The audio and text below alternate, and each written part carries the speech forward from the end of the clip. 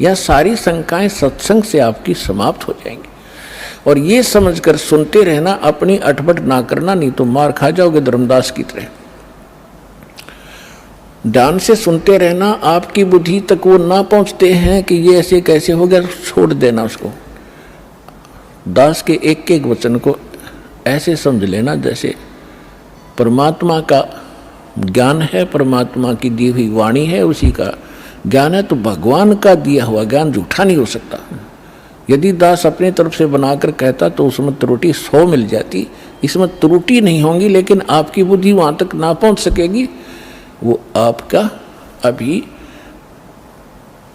अनुभव की त्रुटि रहेगी, और अनुभव में आपको सत्संग का अभाव रहा होगा।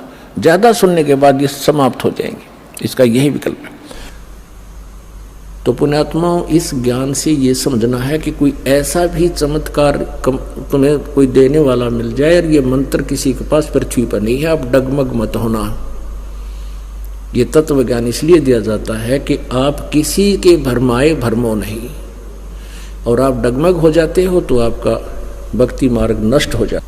तो पुण्यात्माओं, इस प्रकार आपके ऊपर विशेष कृपा है परमात्मा की कि आपको ये ज्ञान सुनने को मिल रहा है, और इसको दृढ़ निश्चय के साथ अब जो दास ज्ञान बताता है, जो विधि बताता है, इसके अतिरिक्त कोई भी आकर तुम्हें किसी प्रकार का भी ज्ञान देने की चेष्टा करता है और आप उसके द्वारा दिए गए भक्ति मार्ग को स्वीकार करते हो, तो आप भक्ति से भ्रष्ट हो गए।